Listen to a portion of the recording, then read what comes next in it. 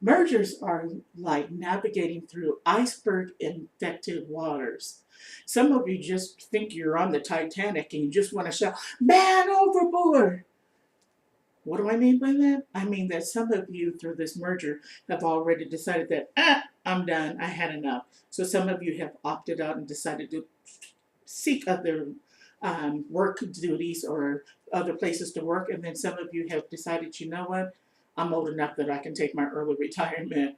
And through this merger, it really has had a lot of negative effects on you, and we know this. So I want to talk to the rest of you. I want to encourage the rest of you to hold on and do not abandon ship. Because what is most important now is that you stay the course. We're almost there. And our task right now, number one, we need to change our behavior and our attitudes. I would say choose positivity over negativity. And you know, during this process, this learning processes, you felt like your voice wasn't important. And I would say that your voice is important. And thirdly, I would say hold on to the big picture, which is profitability. The facts are that you netted a well of a company, and because they outnumbered you and we adopted their ways, which was practical at this time, you felt like that you weren't important. It's also true that you went through a whole lot of training in a short amount of time, but you still play an important role in the grand scheme of things. Do not lose focus of the end result, which is putting the company to market.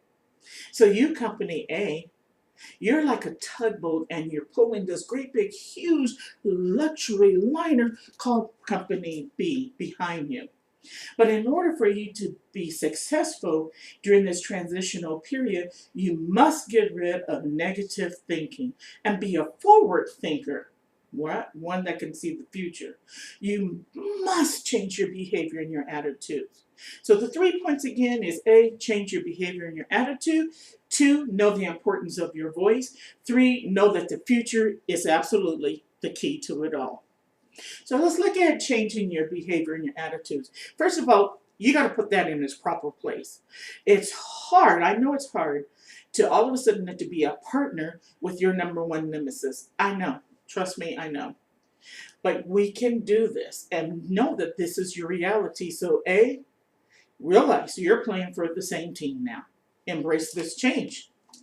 B, you were trained in a short amount of time, a whole lot of process. Again, embrace this change.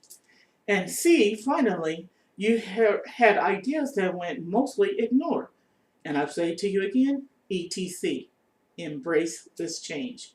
Your voice is important. You provided feedback and you learned from new processes what mutual respect is all about.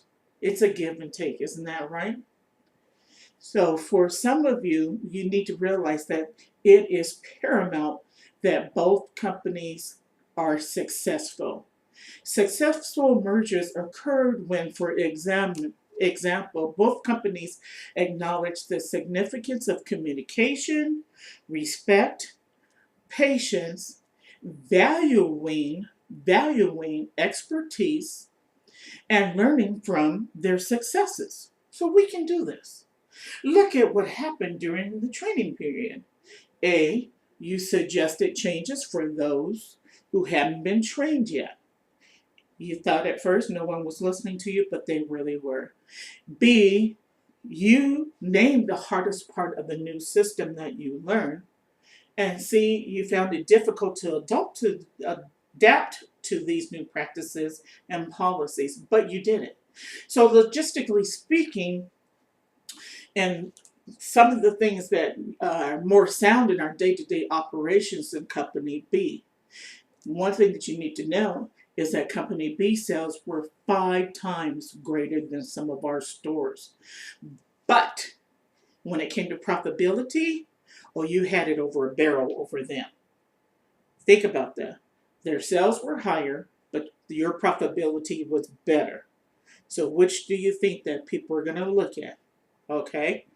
And so some of you came out of this feeling undervalued, underappreciated, and unworthy, according to the poll that I gave you. But I want you to know that none of that is true. And your profitability is your key to that. So you still need to realize that at the end of the day, you will be the one that's going to be heir apparent in the end.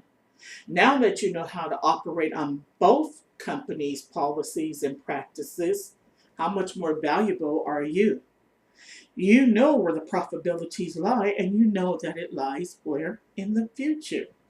So this was the third point. A, the future means that you need to start acting as one company. And if you look in your ads right now, your public is already telling you, hey, your ads look just like Company B's ad. Oh, okay. So see, as we're teaching the public, we should already be ingrained, that should already be ingrained in our spirits that we are company, one company. Number two about the future is that it requires us to tighten our belts. And what do I mean by that? That means that we need to make those cuts. And we know how to make those cuts. Number one, in unnecessary supplies. And number two, we need to know that we cut it in our labor. And we're good at that. And finally, C, in the future is we don't lose sight of the vision, which is making ourselves looking attractive to investor as we go from the private sector to the public sector. So in conclusion, I would say that as you are in these cold waters and you're like this tugboat, again, guiding this huge luxury ship into port safely, that is, you're taking it to market. And usually there's only one company that emerges as the victor at the end of the day. Right now it looks like Company B is that one, but I'm telling you they're not. You are going to be the one that comes out. Your attitude plays a big part of it because your attitude is like the rudder of a ship. The primary function of the rudder is to steer around those icebergs towards a successful future. So just continue to be open to all ideals, even the ones that are outdated and no longer useful. If I could just be your cheerleader for just one moment, I would say, hold on, Company B, for you are still much needed in the future. I'm telling you are. And just as surely as the future is ahead of us, the tide will surely turn. Company B's profitability is not as high as yours. They got the sales, but you got the profit. And at the end of the day, that is what matters the most. Then because of that, your knowledge and your expertise is what's going to be needed to make these companies as one successful company. You have already overcome a lot of obstacles. So now let's steer this huge luxury liner that we have in tow safely into harbor.